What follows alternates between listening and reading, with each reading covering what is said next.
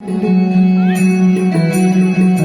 जिस पावन प्रज्ञा पुराण को श्रवण करने जा रहे हैं उसके पूर्व भाव भूमिका बना ले, क्योंकि व्यतिरेक हो गया, इसलिए सुंदर सा एक गीत हम श्रवण करते हैं, तत्पश्चात पावन प्रज्ञा पुराण में प्रवेश करेंगे।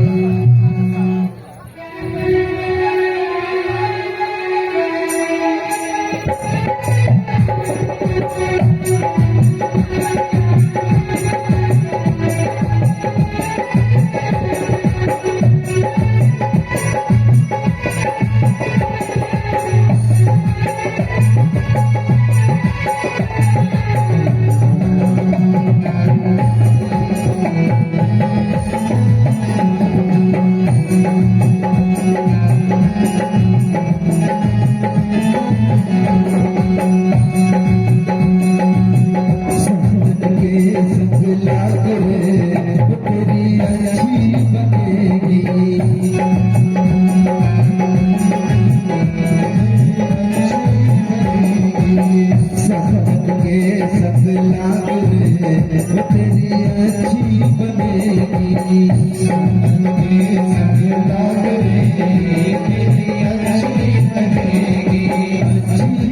बनेगी तेरी किस्मत चलेगी, अच्छी बनेगी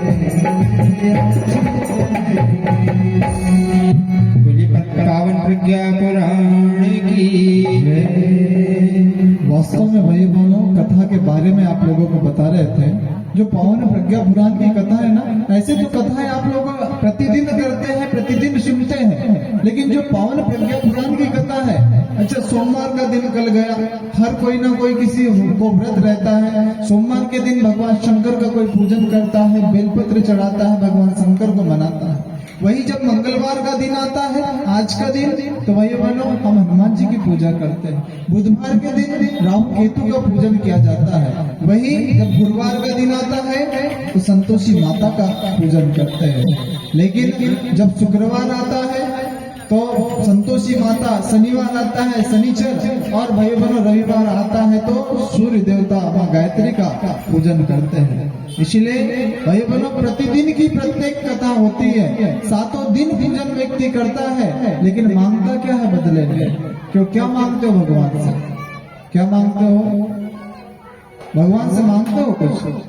बताइए भगवान से क्या मांगते हो? हाँ कुछ मांगते हो भगवान से? क्या मांगते हो? जब से बोलिए क्या मांगते हो? देखिए आज हम ऐसा बताएंगे आपको कि कभी भी भगवान के सामने ये चीजें मांगना तो आपके पास में कभी किसी चीज की कोई कमी नहीं रहेगी।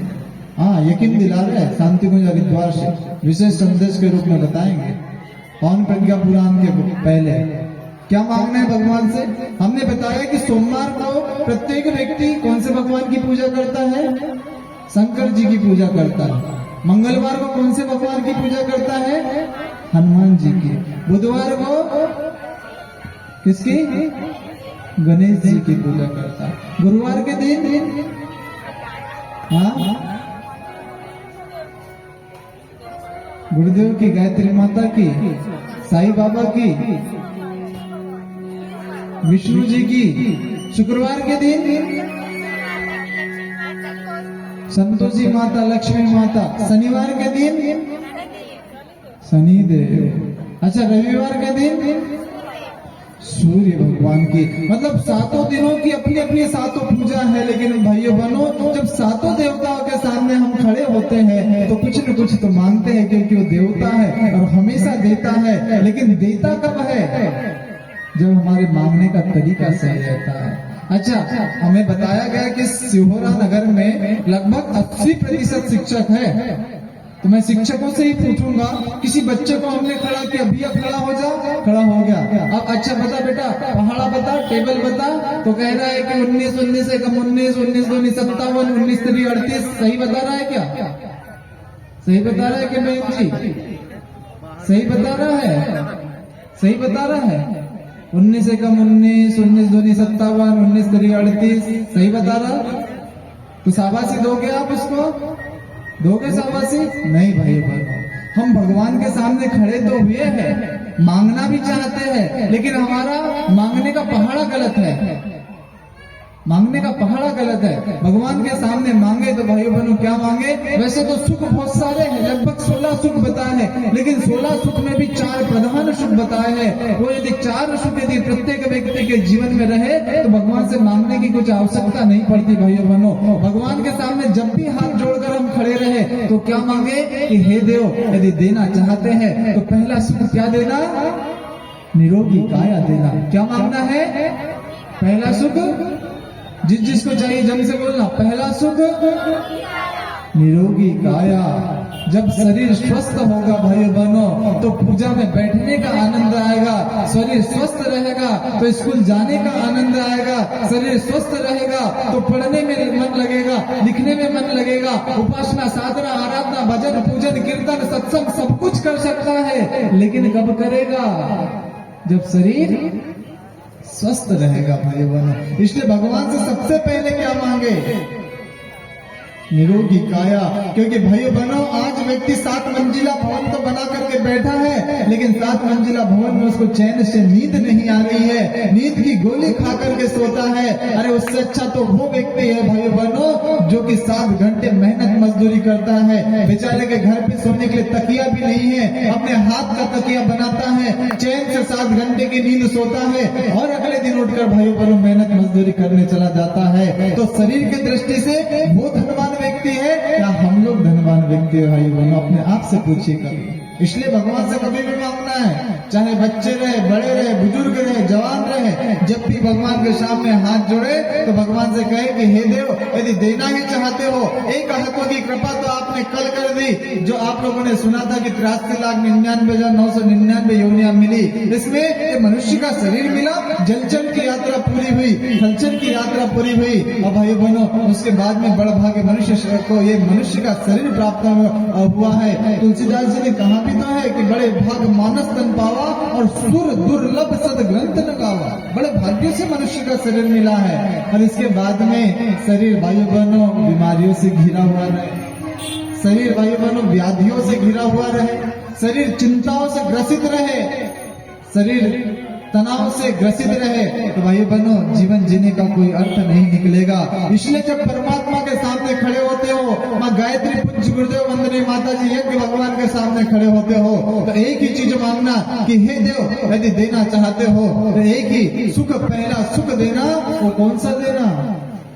बोलो, निरोगी काया। मैं आपको क्यों बोलने लगा तो पता है, आप लोगों को नींद नहीं है, अच्छा आपको लगना भी तो चाहिए कि आप भी कथा में बैठे हो। पहला सुख क्या मांगना है भगवान से? अब सिहोरा नगर वाले पहला सुख क्या मांगेंगे? हे देव, हे शंकर भगवान, देना चाहते हो तो पहला सुख निरोगी काया देना। हे हनुमान जी, देना चाहते हो तो पहला सुख निरोगी काया देना। हे गणेश जी, देना चाहते हो तो पहला सुख निरोगी काया देना। हे गुरुदेव, हे पूज्य वंदनीय माता जी, यदि देना चाहते हो तो पहला सुख निरोगी काया देना। क्योंकि भाइयों बहनों, बड़े भाग्य से मनुष्य का शरीर मिलता है, और शरीर खराब हो जाने के बाद में, शरीर नष्ट हो जाने के बाद में, शरीर खराब हो जाने के बाद में भाइयों बहनों शरीर दोबारा मिलने वाला है क्या? अच्छा, अब आपने तो कह दिया भगवान के सामने खड़ा रह के कि भगवान निरोगी काया देना, इधर मस्त बीड़ी, सिगरेट, तंबाकू, मदिरा, मांस सब कुछ खा रहे हैं, अब भगवान से कह रहे कि भगवान निरोगी काया देना, तो भगवान देगा क्या? भाई बहनों, निरोगी काया चाहिए तो सात्विकता वाला जीवन जीना पड़ेगा, सात्विकता वाला उपासना, साधना, आराधना का जीवन जीना पड़ेगा। जैसा पूज्य गुरुदेव वंदनीय माता जी बता करके गए हैं, वैसा जीवन जीना पड़ेगा। भाई बहनों, अच्छा एक बात बताइए, कितने लोग मानते हैं कि जिह्वा में सरस्वती माता है? कितने लोग मानते हैं कि जिह्व में सरस्वती माता का वास होता? हाथ खड़ा करिए, जिसको होगा हाथ खड़ा करिए, सभी को है, धन्यवाद। तो भाइयों बहनों, ये जीव में क्या है? क्या है? सरस्वती माता। अब उनसे पूछना चाहता हूँ, जो सरस्वती माता को धुआं पिलाते हैं गांजा, बीड़ी, सिगरेट का, तो सरस्वती माता को गांजा, बीड़ी, सिगरेट का धुआं पिलाना सही है क्या भाइयों बहनों? हम अपनी माँ को गांजा, बीड़ी, सिगरेट का धुआं पिला सकते हैं क्या? तो सरस्वती माता को क्यों पिलाते? भाइयों बहनों, सरस्वती माता है तो हम बोल पा रहे हैं, सरस्वती माता है तो जिह्वेंद्रिय है, और सरस्वती माता जिस दिन लुप्त हो जाएगी भाइयों बहनों, उस दिन भाइयों बहनों सरस्वती माता का बड़ा अपमान होगा, और सरस्वती माता हमारे भाइयों बहनों जिह्वा इंद्रिय को खींच लेगी, कैंसर जैसे घातक रोग हो जाएंगे भाइयों बहनों, मुंह से भोजन करना नहीं होगा, सीधे पेट में नली लगेगी, और भाइयों बहनों भोजन बिना जीभ के स्वाद के सीधा पेट में जाएगा। तो भाई बहनों, इससे अच्छा है कि हम सात्विकता वाला जीवन जिए, बीड़ी सिगरेट को भाई बहनों नकारे, तंबाकू को नकारे, और भाई बहनों सात्विकता वाला जीवन जिए। जब सात्विकता वाला जीवन मनुष्य जिएगा, तो भगवान के सामने हाथ जोड़ेगा, तो भगवान कहेगा कि ठीक है बेटा, पहला सुख निरोगी काया मांग रहा है, तो पहला सुख तुझे निरोगी काया ही देता हूं। आज से भगवान के सामने हाथ जोड़कर क्या मांगेंगे? क्या मांगोगे? पहला सुख जी तो लौटा के ही जाएंगे हम, क्योंकि भगवान के पास में हर कोई पैर पड़ता है, मांगना क्या है पता नहीं। जैसे एक मास्टर के सामने पहाड़ा गलत बता दे बच्चा, बता तो रहा है लेकिन कभी कुछ कह दे रहा है, कभी कुछ कह दे रहा है, अब कुछ कह दे रहा है, कभी कुछ कह दे रहा है, तो मास्टर कह रहा बेटा ऐसा पहाड़ा नहीं, पहले पहाड़ा ठीक कर तो फिर तुझे आशीर्वाद दूंगा, है ना। तो पहला सुख भगवान से क्या मांगना है? निरोगी काया।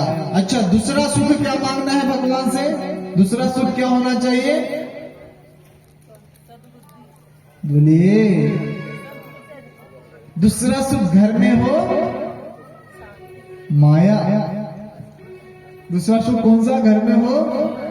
अब आप कहोगे, कभी भैया गाते भी है कि माया के चक्कर में किसने क्या पाया, और सुख की मृग तृष्णा में मन को भटकाया। और पंडित जी कह रहे हैं कि दूसरा सुख घर में हो, माया मांगना तो है मेरे भाइयों बहनों, लेकिन कितनी माया मांगना है कि साई इतना दीजिए जामे कुटुंब समाए और मैं भी भूखा ना रहूं और साधु न भूखा। इतनी माया मांगना भाइयों बहनों, नहीं तो गीत सार्थक है कि माया के चक्कर में किसने क्या पाया और सुख की मृग तृष्णा में मन को भटकाया। एक माया के लोभ में एक राजा पड़ गया था। कौन था वो राजा? एक महात्मा जी आए उनके घर पे मेहमान, महात्मा जी की बड़ी सेवा की, जैसे आप लोग कर रहे हो ना, आप लोग कर रहे हो ना हमारी सेवा, बस उसी प्रकार से राजा की सेवा की। और जब राजा ने महात्मा जी की सेवा की तो महात्मा जी प्रसन्न हो गए और महात्मा जी ने कहा कि बोले कुछ मांगना चाहते हो? बोले हाँ मांगना चाहते हो। बोले क्या मांगना चाहते हो? तो राजा ने कहा कि महात्मा जी यदि आप प्रसन्न नहीं हो तो एक काम करिए कि मैं जिस भी वस्तु को हाथ लगाऊं वो काय में बदल जाए? सोने में बदल जाए। जिस भी वस्तु को हाथ लगाओ वो सोना बन जाए। तो अब भाइयों बहनों, महात्मा जी कहते हैं कि संतों का हृदय नवनीत के जैसा होता है, मक्खन के जैसा होता है। संत हृदय नवनीत समाना, संत ने कथा तो ऐसा ही होगा। अब क्या हुआ भाइयों बहनों? अब वो व्यक्ति जिस भी वस्तु को हाथ लगाता वो सोने में बन जाता, क्योंकि महात्मा जी ने आशीर्वाद दे दिया है। सबसे पहले जिस कुर्सी पे बैठा था कुर्सी को हाथ लगाया, कुर्सी सोने में बदल गई। सामने टेबल रखा हुआ था, टेबल को हाथ लगाया, टेबल सोने में बदल गया। सामने खंबा खड़ा हुआ था, खंबे को हाथ लगाया, खंबा सोने में बदल गया। जिस भी वस्तु को हाथ लगाता और सोना बन जाता भाई। बाहर अमराई में गया, आम को हाथ लगाया, आम सोने में बदल गया। आम के पौधे को हाथ लगाया, आम का पौधा सोने में बदल गया। जिस वस्तु को हाथ लगाता और सोना बना लेता भाइयों बहनों। एक क्रम दिन भर चलाता रहा, हाथ लगाता रहा, सोना बनाता रहा, हाथ लगाता रहा, सोना बनाता रहा। अब भाइयों बहनों धीरे धीरे श्याम का समय हो गया। और जब श्याम का समय हो गया तो श्याम के समय में क्या हुआ पता है आप लोगों को? पता है क्या? हाँ तो ध्यान से सुनो तो बताते हैं। श्याम का समय हुआ, भूख लगी। अब जब भूख लगी तो महारानी से कहा कि बोले देवी भूख लगी है, भोजन की व्यवस्था की जाए। अब राजा व्यक्ति 56 प्रकार का षड्रस युक्त भोजन बनाया गया। सुसज्जित भोजन की थाली 56 प्रकार के व्यंजनों से राजा के सामने लाई गई। और जैसे ही राजा के सामने लाई गई, सबसे पहले रोटी को अपने हाथ से तोड़ा और जैसे ही रोटी को हाथ लगाया तो रोटी काय में बदल गई? काय में बदल गई? सोने में बदल गई। अब सोने में बदल गई तो भाई बहनों, सोने की रोटी कोई खा तो नहीं सकता है। सिहोरा वाले खाते हैं क्या सोने की रोटी? हाँ, अब भाई बहनों सोने की रोटी खा तो नहीं सकता और खा भी ले तो पचा नहीं सकता। अब क्या करें? अब पत्नी सामने बैठी हुई थी, पत्नी से कहा कि बोले सुनो देवी तुम भोजन करवा दो। देवी ने कहा कि ये नया नाटक चालू हो गया। अभी तक तो राजा स्वयं भोजन कर लेते थे, अब कह रहे कि तुम भोजन करवा दो। पत्नी के गोद में 2 साल का सुंदर सा बेटा बैठा हुआ था। पत्नी ने कहा कि ठीक है भोजन करवा देती हूँ, पहले भोजन ये बेटे को अपने गोद में रखो। अब बेटे को लिया और राजा के गोद में रखा। अब भाई बोला सुंदर सा बच्चा, आज का राजकुमार कल का राजा। कौन कठोर हृदय वाला पिता होगा जो कि अपने बच्चे को बिना दुलार किए रह सकता है? जैसे ही दुलारवश अपने बेटे को हाथ लगाया और जैसे ही हाथ लगाया तो बच्चा काय में बदल गया? सोने में बदल गया। अब भाई बहनों, कौन माता पिता होंगे जो अपने बच्चे को सोने का देखना चाहेगा? ठीक है, पूज्य गुरुदेव वंदनीय माता जी, वेद माता, गायत्री, जिस भी देवी देवता को मानते हैं, हनुमान जी, काली जी, शंकर जी, दुर्गा जी, जिस भी देवी देवता को मानते हैं वो साक्षात्कार कर दे, आशीर्वाद दे दे और कहे कि बेटा तेरी गरीबी क्षण भर में दूर कर दूंगा या कर दूंगी, तेरे बच्चे को सोने का बना देता हूं। कोई मानेगा क्या भाई? कोई मानेगा? हाँ नहीं साहब, हम पूरे जीवन भर गरीबी को ओढ़ लेंगे, लेकिन हमारा बच्चा तो हमको हंसता, खेलता, गाता, नाचता, कूदता, माता, पिता, ताऊ, ताई, दीदी, जीजा यही बोलता हुआ होना चाहिए। किसी को सोने का बच्चा पसंद है क्या? हाँ, किसी को सोने का बच्चा पसंद नहीं भाई बहनों।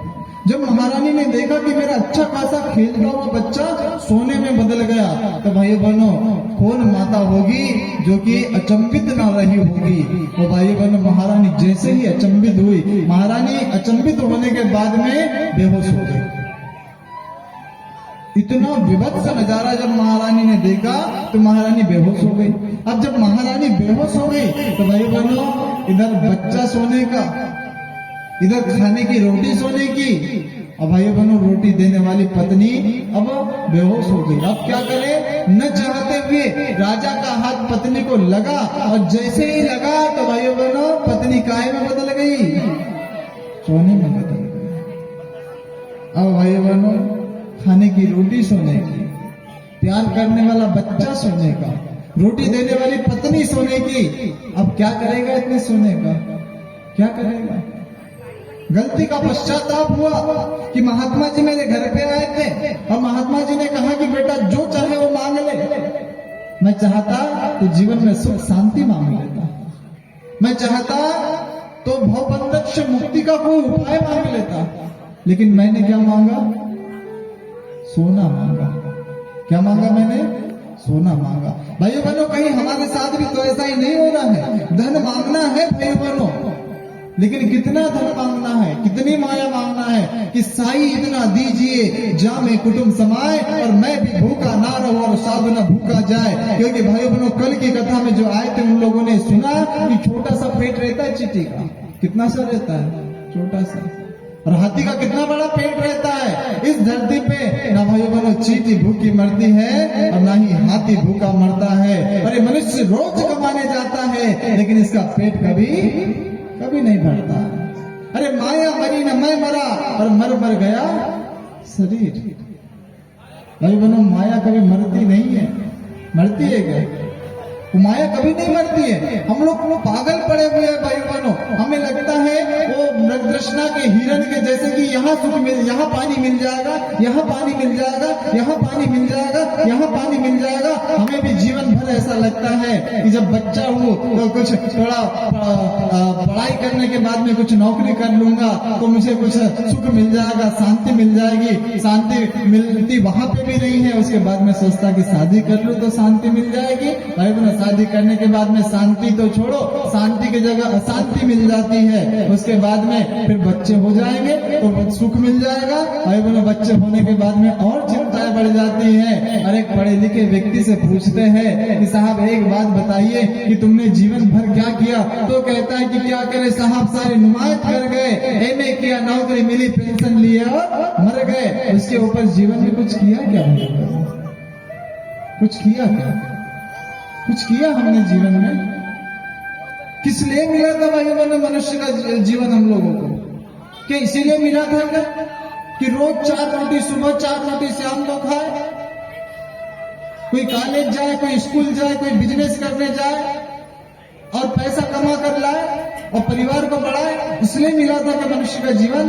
कभी पूछिए भाई बहनों अपने आप से, चिंतन करके देखिए कि मनुष्य का जीवन इसलिए मिला था क्या, इसलिए नहीं मिला था मेरे भाई बहनों जीवन, इसलिए नहीं मिला था। ये केवल अकेला मनुष्य का जीवन है। चाहे मनुष्य इस जन्म में भाई बहनों नर से नारायण बन जाए, पागल से परमहंस बन जाए, भुक्त से भुक्त बन जाए, मनुष्य के जीवन में हो सकता है भाई बहनों, अन्य जीवन में नहीं संभव हो सकता है। अच्छा आपके घर पे कुत्ते होंगे ना, नहीं तो पालतू कुत्ते जो रास्ते से घूमते उनको देखा होगा ना। किसी कुत्ते को कोई काम रहता है क्या, कोई काम रहता है किसी कुत्ते को? अरे नहीं साहब हमारे पास में कथा में जाने का समय नहीं है, हमको देखो अभी यहाँ जाना है वहां जाना है। तेरे की जब भगवान का समय आएगा तो 1 मिनट इधर ना उधर, और भगवान की कथा जाने में समय नहीं है। भाइयों बहनों जिस भगवान की कथा सुन रहे हैं कान खोल के सुन लो, वो भगवान महाकाल की कथा है। किसकी कथा है? और हम लोगों को जो भगवान ने देकर के भेजा हुआ है ना भाइयों बहनों, वो केवल काल देकर के भेजा। काल मतलब समय, क्या देकर के भेजा है, क्या दिया है? केवल समय दिया है भाइयों बहनों। कब समय हमारे हाथ से निकल जाए इसकी कोई गारंटी नहीं है। भाइयों बहनों जब काल की गति आती है ना तो फिर वो देखते नहीं कि साहब इसकी उम्र हुई है कि नहीं हुई है, देखते हैं क्या?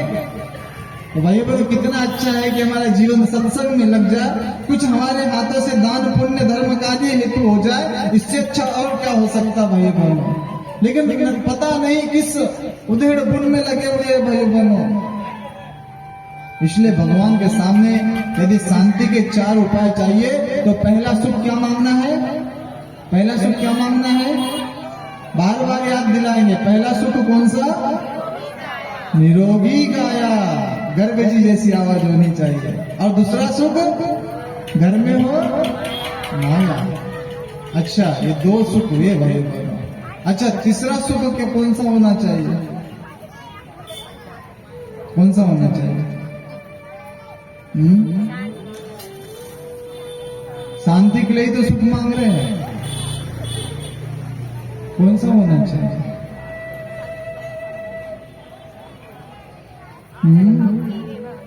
अच्छा, भगवान से क्या क्या मांगते हैं ये बता दीजिए। तीसरा सुख कुलवंती नारी। तीसरा सुख क्या मांगना है? कुलवंती नारी। क्योंकि भाई बहनों, इन नारियों के भीतर ही सामर्थ्य होती है। वो चाहे तो अपने घर के बच्चे को चाहे तो संत बना दे, चाहे तो फिर शैतान बना दे। किसके भीतर शक्ति है ये? नारियों के भीतर शक्ति है। चाहे तो अपने बच्चे को राम बना दे, चाहे तो रावण बना दे, चाहे तो कृष्ण बना दे, चाहे तो कंस बना दे, चाहे तो भाई बहनों बुद्ध बना दे, चाहे तो बुद्ध बना दे, चाहे तो नर बना दे, चाहे तो फिर नारायण बना दे। ये किसके हाथ में शक्ति है? नारियों के भीतर शक्ति है भाई बहनों। नारियों के भीतर शक्ति है। नारी अपनी गरिमा को तो पहचाने भाई बहनों। कलश यात्रा के दिन हम लोगों ने आप लोगों को बताया था, क्योंकि जो 33 कोटि देव देवताओं का वास जिस कलश भगवान में होता है, उसको पुरुष कभी तो सिर पर धारण नहीं करता है। किसी पुरुष को कलश सिर पर धारण करते हुए देखा है क्या आपने? देखा है? किसी पुरुष ने कभी कलश धारण किया है अपने सिर पर? हाँ, कलश इतना भारी होता है क्या भाई बहनों? बताइए, कलश इतना भारी होता है? कलश भारी नहीं होता है, लेकिन भाइयों बहनों उसके भीतर जो शक्तियां होती है वो बहुत भारी होती है, बहुत भारी होती है। उसमें 33 कोटि देवी देवता रहते हैं, और 33 कोटि देवी देवताओं को कोई सिर पर यदि धारण कर सकता है तो भाई बहनों शक्ति का रूप नारियां सिर पर धारण कर सकती है। इसलिए भाई बहनों कलश को नारियां सिर पर धारण करती है। नारियों की गौरव गरिमा भाई बहनों, परम पूज्य गुरुदेव ने कहा कि 21वीं सदी कौन सी होगी? कौन सी होगी? नारी सदी होगी। 21वीं सदी नारी सदी होगी। नारियों को आगे आना होगा। और भाइयों बहनों, घर में इसलिए तो कहा गया कि भगवान जिसके सामने जब मांगे तो तीसरा सुख कुलवंती नारी बताया गया। कौन सा? कुलवंती नारी। नारियों के भीतर ही शक्ति हो, चाहे तो अपने घर को स्वर्ग बना दे, चाहे तो फिर नरक बना दे। ये किसके भीतर शक्ति है? नारियों के भीतर शक्ति है ना। आप सभी को पता है ना, यदि रावण मंदोदरी की सुन लेता भाइयों बहनों, तो आज रावण का सारा समूचा कुल का पतन होता था क्या? मंदोदरी की सुनी उसने? बताइए, सुनी क्या? अच्छा, बाली अपने पत्नी की सुन लेता तो भगवान राम के हाथों से मरता क्या? हाँ, मरता था? नहीं भाई बहनों, ये नारियां जो है ना, जब अपने आप को भाई बहनों गीता, गायत्री, सीता, सावित्री बना लेती है तो भाई बहनों यम के कदम को भी रोकने के लिए ये नारियां पर्याप्त अपनी शक्ति को लेकर के आती है। नारियां अपने आप को पहचाने तो कि भगवान ने किस अजस्त्र अनुदान देकर के हमको भेजा है। जो गायत्री माता की 16 साल की कन्या के रूप में जो फोटो हमारे सामने रहती है भाई बहनों, परम पूज्य गुरुदेव ने गायत्री माता की 16 साल की कन्या के रूप में हमारे सामने क्यों रखा है पता है? क्योंकि जो साधक, जो उपासक गायत्री माता की साधना करता है, उसका नारी मात्र के प्रति देखने का दृष्टिकोण सुधरे भाई बहनों, उसी का नाम है 21वीं सदी नारी सदी, उसी का नाम है। और नहीं तो भाई बहनों, नारियों के प्रति हमारे मन में सम्मान का भाव ना आया, नारियों के प्रति हमारे मन में श्रद्धा का भाव ना आया, तो भाई बहनों वही नारियां जब दुर्गा, लक्ष्मी और काली का प्रचंड रूप धारण करती है तो भाई बहनों दुष्टों का संहार करने के लिए भी वही नारियां आगे आती है। इसलिए हमारे घर की नारियां कैसी होनी चाहिए? कैसी होनी चाहिए? कुलवंती नारी। अच्छा, हम लोग इतने जमजम से बोलते हैं, हम नहीं थकते, आप लोग इतने थक जाते हो क्या? हाँ, तीसरा सुख कौन सा होना चाहिए?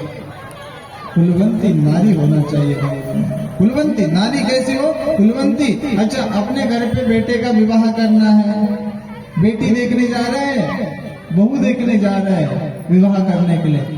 अच्छा, क्या क्या देखते हैं उसके भीतर? दिखने में सुंदर है कि नहीं, नाक नक्शा ठीक ठाक है कि नहीं। भाई बहनों, नाक नक्शा और दिखने में सुंदर तो भगवान श्री कृष्ण को जब तक पुतना ने उठाया था ना, तब तक पुतना भी अति सुंदरी लग रहे थे, लेकिन कुलवंती नहीं थी ना। सुंदरी तो थी, कुलवंती नहीं थी। अच्छा, शूर्पणखा जब भगवान राम और लक्ष्मण को रिझाने आई थी तब वो बड़ी सुंदरी बनकर आई थी, है ना, आई थी ना सुंदरी बनकर। लेकिन भाई बहनों, आप सभी को पता है कुलवंती नहीं थी। और जब कुलवंती नहीं थी तो वही सुंदरियों का जब चरित्र खुलता है तो भाई बहनों, सुंदरी शूर्पणखा का चरित्र खुलता है तो भाई बहनों कितना बदसूरत उसका चरित्र के रूप में चेहरा हमारे सामने आता है। वही बदसूरत शूर्पणखा का जब पुतना का चरित्र खुलता है तो भाई बहनों कितना विशाल का शरीर के रूप में भगवान श्री कृष्ण उसका मर्दन करते हैं। हम सभी को पता है ना सारी चीजें। इसलिए भाइयों बहनों, हमारे घर की बहू बेटियां कैसी होनी चाहिए? कुलवंती होनी चाहिए। कैसे? कुलवंती। अरे सुंदर यदि व्यक्ति ने भगवान ने बना के दिया तो इसमें कौन सी महत्ता है हमारी, बताइए। यदि कोई व्यक्ति सुंदर है तो इसमें कौन सी महत्ता है? नाक नक्शा रूप सब कुछ किससे प्राप्त हुआ है? हमें अपने माता पिता से प्राप्त हुआ है ना। तो इसमें हमने कौन सा जाकर तीर मारा था कि नहीं साहब हमें बड़ा सुंदर शरीर चाहिए तो हम इतना सब कुछ करेंगे? कुछ किया है क्या हमने? बताइए, कुछ किया है क्या? हाँ, कुछ नहीं भाइयों बहनों। नाक नक्शा रूप सब कुछ किसके जैसा मिल गया? हमारे माता पिता के जैसे मिल गया। और जब माता पिता के जैसा सब कुछ मिल गया तो इसमें भाइयों बहनों इतराने वाली और अभिमान करने वाली क्या बात हो गई है? इसलिए भाइयों बहनों, रूप के आधार पर व्यक्ति को कभी अभिमान नहीं करना चाहिए, कभी अभिमान नहीं करना चाहिए। आ जाइए, हम क्या है वो वाले पंडित जी नहीं है कि आप लोग कुछ भी करते रहे और हम बोलते रहे। आ जाइए, बड़े आराम से आ जाइए सामने, आ जाइए, सभी लोग आ जाइए। आप लोगों का ही ध्यान नहीं रहेगा तो कथा कहने का क्या मतलब है? और कल से याद रखना, कल से जो पहले आएगा एकदम सामने बैठेगा और पीछे वाला देखने की जरूरत नहीं है ना, क्योंकि बीच में आप व्यवस्था बनाने लग जाते हो। हाँ, ऐसे बहुत बढ़िया, बस ठीक है, ठीक है, ठीक है, बैठ गए। बोलिए पवन प्रज्ञा पुराण की जय। पहला सुख कौन सा बताया था? निरोगी काया। दूसरा सुख कौन सा बताया था? घर में हो। तीसरा सुख कौन सा बता रहे हैं? कुलवंती नारी। इसलिए भाई बहनों, अब से याद रखना, हमारे घर की बहू बेटियों को जब हम देखने जाते हैं या देखने आते हैं तो क्या याद रखना है? बेटियां कुलवंती होनी चाहिए, सुंदरी नहीं। सुंदरी शूर्पणखा भी थी और सुंदरी पुतना भी थी। सुंदरी नहीं, कैसी होनी चाहिए? कुलवंती। जब कुलवंती रहती तो भाइयों बहनों, हमारी माता जानकी सुंदरी भी थी और कुलवंती भी थी। लेकिन भाइयों बहनों, रावण के लंका में रहने के बाद में रावण की हिम्मत नहीं हो पाई कि माता सीता को छू भी पाए। कुलवंती थी भाई, कुलवंती थी। और वहीं पे कुलवंती शूर्पणखा नहीं थी तो भाई बहनों, आप सभी को पता है ना कैसे भगवान राम और लक्ष्मण को रिझा रही थी। इसलिए देवियां कैसी होनी चाहिए? हमारे घर परिवार की नारियां कैसी होनी चाहिए? वो कुलवंती होनी चाहिए भाई। अच्छा, चौथा सुख क्या बताया गया है? क्या बताया है? पुत्र हो आज्ञाकारी। चौथा सुख क्या बताया है? अब जिसके जीवन में भाई बहनों पहला सुख निरोगी काया है, किसी प्रकार से कोई चिंता नहीं है, मस्त बैठे हुए, जैसे गर्ग बाबूजी बैठे 70 वर्ष होने के बाद में भी कोई चिंता नहीं है ना। पहला सुख निरोगी काया है तो फिर काय की चिंता नहीं, तो फिर बिस्तर पे सोना पड़ता, 60-70 साल का हो गया हो। पहला सुख भगवान से निरोगी काया मांगा और खाने पीने पर विशेष ध्यान रखा। अच्छा, दूसरा सुख घर में माया पर्याप्त है कि साई इतना दीजिए जामे कुटुंब समाज में भी भूखा ना रहो, साधु न भूखा जाए। तीसरा सुख कुलवंती नारी। बहन जी बैठी हुई है यहाँ पे। हाँ, अच्छा, अब चौथा सुख कौन सा चाहिए? पुत्र हो आज्ञाकारी। भाई बहनों, पहले भी बता चुके हैं। हम अपने घर के बच्चे को इंजीनियर बनाए, बहुत अच्छी बात है। डॉक्टर बनाए, उससे अच्छी बात है। कलेक्टर बनाए, सबसे अच्छी बात है। लेकिन एक अच्छा इंसान नहीं बनाया तो समझ लेना कि हमने अपने बच्चे को, भाई बहनों, कभी जीवन में कुछ नहीं बना पाया, कभी कुछ नहीं बना पाया। कल की कथा में आए थे ना आप लोग, और श्रवण करके रखा भी है कि भाइयों बहनों, हम अपने तीसरे पीढ़ी को नहीं जानते हैं, तो हमारे मरने के बाद में तीसरी पीढ़ी जो आएंगी वो हमें पहचानेगी क्या? किसके लिए कर रहे भाई बहनों, ये भी तो चिंता करके देखिए। आजकल हमारे बच्चे कैसे हो गए पता है भाई बहनों? ये पाश्चात्य संस्कृति का अंधानुकरण करता हुआ आज वो व्यक्ति जो संस्कारी होना चाहिए था, जो आज्ञाकारी होना चाहिए था, वो भाई बहनों ना संस्कारी बचा और ना ही आज्ञाकारी बचा। क्यों? क्योंकि पाश्चात्य संस्कृति का इतना जहर उसके दिमाग के चिंतन में घुस गया है कि बार बार भाई बहनों उसके दिमाग में क्या आता है, मुझे सलमान खान के जैसा पैंट पहनना है। एक बॉलीवुड का अभिनेता भाइयों बहनों यदि फटा जींस पहन के एडवर्टाइजमेंट कर देता है तो पूरी की पूरी भारतवर्ष की युवा पीढ़ी फटा जींस पहन लेती है। क्यों पहनती है? इसमें भाइयों बहनों बच्चों की गलती नहीं है। पैसा कहां से आया? किसने दिया पैसा? बताइए किसने दिया? और जब आपने दिया पैसा तो बोला क्यों नहीं कि बेटा ये फटा कपड़ा क्यों पहन के खरीद के लाया है? भाई बहनों, जब हमारी माताएं बहनें जो इधर बैठी हुई जिनके सफेद बाल हो जाते हैं वो कहती थी कि बेटा यदि कपड़ा फट गया है कोई बात नहीं, कपड़े की अपनी एक अवस्था होती है, अपनी एक सीमा होती है, बेटा उसको सिल ले। कपड़ा यदि धूल से रंग गया है, खराब हो गया है तो बेटा कोई बात नहीं, उसको धुल लो। लेकिन भाई बहनों, आज भारतीय संस्कृति पे कितना बड़ा आघात हो रहा है, कितना बड़ा आघात किया जा रहा है कि भाई बहनों जो भारतीय संस्कृति में धोती कुर्ता पैजामा की चलन थी भाई बहनों, वही देश के युवा भाई बहनों फटे कपड़े पहन रहे हैं, फटे जींस पहन रहे हैं। कहां से संस्कारी आएंगे भाई बहनों? कहां से बच्चे संस्कारी होंगे? आज भी भाई बहनों राम कृष्ण गौतम गांधी इस धरती पे आना चाहते हैं, वो ढूंढ रहे हैं। राम इस धरती पे आए तो माता कौशल्या जैसी कोख कहां मिलेगी उनको? ढूंढ रहे हैं कि हम माता कौशल्या जैसी अपनी कोख बनाने की स्थिति में है क्या भाइयों बहनों? अरे यदि माता कौशल्या की जैसी कोख हमारी है, उतनी पवित्रता हमारी है, भगवान विष्णु के प्रति उतना समर्पण हमारा है, तो भाई बहनों निश्चित रूप से भगवान राम के जैसा हमारे घर पे बेटा पैदा होगा। निसंदेह रूप से हमारे घर पे भगवान राम के जैसा बेटा पैदा होगा। कुलवंती नारियां कहाँ है भाई बहनों? और यदि हम आज भी महात्मा गांधी को इस धराधाम पे पुनः लाना चाहते हैं तो भाई बहनों महात्मा गांधी की वो आत्मा ढूंढ रही है कि माता पुतली बाई की जैसी कोख कहां मिलेगी, ढूंढ रही है। भगवान कृष्ण इस धरती पे पुनः आना चाहते हैं, वो देख रहे हैं कि माता देवकी जैसे प्रबल पुरुषार्थ को, कष्ट कठिनाई को सहन करने वाली कोई माता है क्या? और जब भाई बहनों माता इस स्थिति में आ जाती, स्वामी विवेकानंद पुनः इस धरती पे आना चाहते हैं, लेकिन स्वामी विवेकानंद ढूंढ रहे हैं भाई बहनों कि वो माता भुवनेश्वरी देवी जैसे, वो सूर्य भगवान की उपासक, वो सूर्य भगवान की साधिका बहन और कहीं पे है क्या कि जैसे सूर्य के जैसा ओज वाला स्वामी विवेकानंद पुनः इस धरती पे पैदा हो सके? भाई बहनों, रामकृष्ण गौतम गांधी आएंगे, कितना अच्छा लगता है ना आपको? आपके बच्चे को स्कूल या कॉलेज में कोई इनाम देते हैं, गिफ्ट देते हैं, अच्छा लगता नहीं लगता है? लेकिन जीवन में भाइयों बहनों ऐसा कर्म कर दो, अपने बच्चे को ऐसा संस्कार दे दो कि भाइयों बहनों जहां जाए वो पूजनीय हो जाए, वंदनीय हो जाए, प्रशंसनीय हो जाए। लेकिन भाइयों बहनों ये फटे जींस पहन के नहीं आएगा, क्षमा करना, ये श्रेष्ठ संस्कारों से आएगा। हमारे भारतीय संस्कृति की वेशभूषा कितनी गजब की थी मेरे भाइयों बहनों।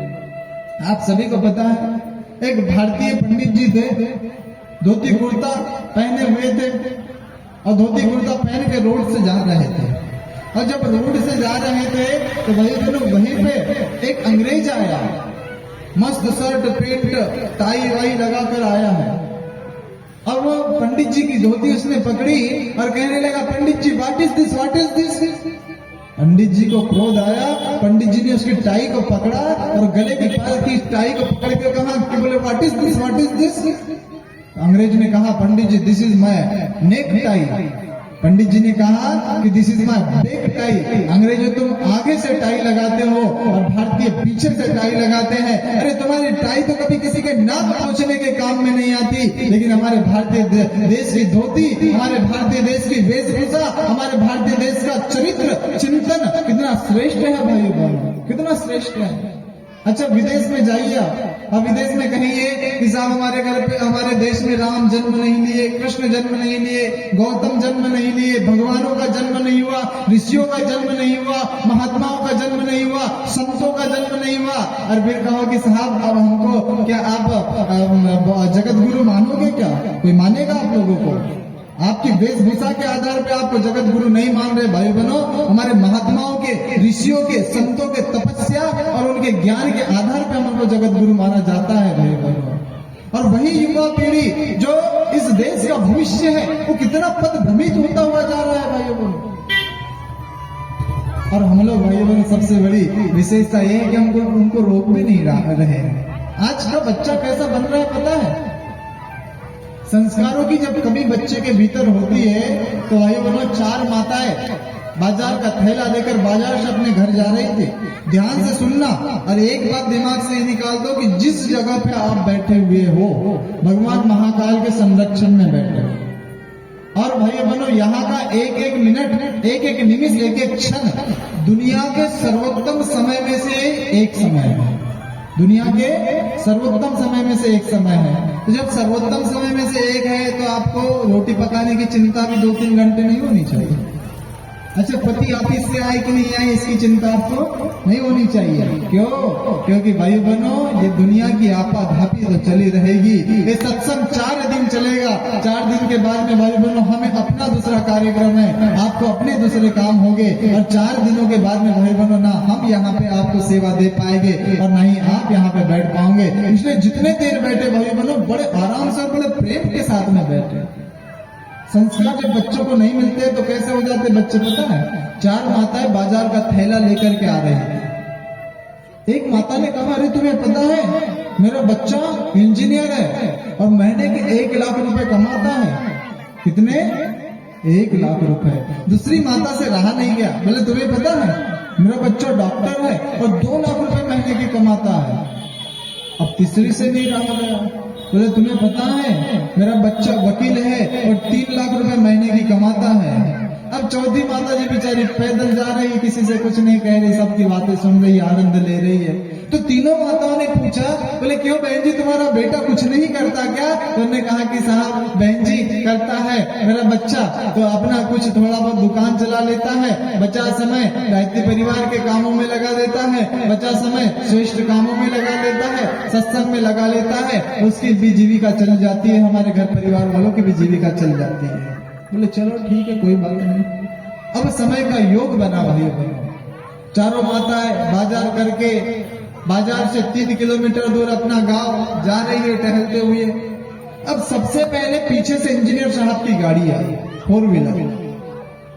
अब 4 व्हीलर आई, इंजीनियर साहब ने देखा, अरे मेरी माता पैदल जा रही है, अरे अपनी माँ को बिठा तो लो, लेकिन ये तीनों बुढ़ियों को कौन बिठा लेगा गाड़ियों में? अरे बिठाने के बाद में फिर कौन घर पे छोड़ने जाएगा? चलो छोड़ो पैदल आ जाएंगे। इंजीनियर साहब भाई बहनों ऐसा सोचकर आगे निकल गए। उसके बाद में क्या हुआ?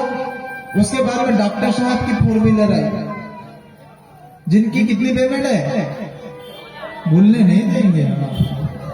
कितनी पेमेंट है? 2 लाख रुपए। तो इंजीनियर साहब की कितनी थी?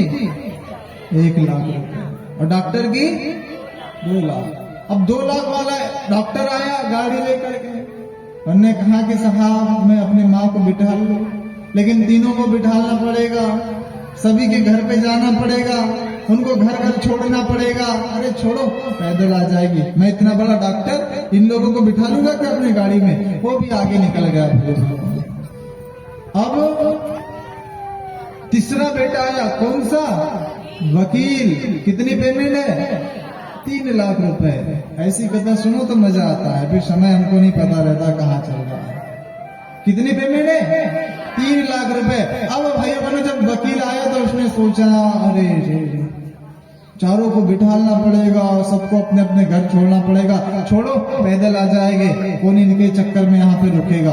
भाई बहनों, इंजीनियर साहब भी निकल गए, डॉक्टर साहब भी निकल गए, वकील साहब भी निकल गए। अब चौथा बेटा, जिसकी माता कभी कुछ कह नहीं रही थी, वो समाज सेवी बेटा आता है और देखता है वो कि अरे मेरी चारों माताएं पैदल जा रही है। भाई बहनों, सबसे पहले गाड़ी खड़ी करता है, चारों माताओं को प्रणाम करता है, चारों माताओं का थैला लेता है, अपने गाड़ी के डिक्की में रखता है और चारों माताओं को ससम्मान अपने गांव ले जाता है। सबसे पहले इंजीनियर साहब को इंजीनियर साहब के माता को इंजीनियर साहब के घर पे छोड़ता है, डॉक्टर साहब के माता को डॉक्टर साहब के घर पे छोड़ता है, वकील साहब की माता को वकील साहब के घर पे छोड़ता है और उसके बाद में अंत में अपने घर पे अपने माँ को लेकर के आ जाता है। तो भाई बहनों, क्या हमको ऐसा इंजीनियर बेटा चाहिए क्या? क्या हमें ऐसा डॉक्टर बेटा चाहिए क्या? क्या हमें ऐसा वकील बेटा चाहिए क्या? नहीं भाइयों बहनों, ये तो सब कुछ बन जाएगा, लेकिन एक अच्छा संस्कार आपने अपने बेटे के भीतर दिया है तो सब कुछ, पद प्रतिष्ठा मान सम्मान सब कुछ भाइयों बहनों आपके बेटे के पीछे दौड़ता हुआ आ जाएगा। हमें क्या करना है? अपने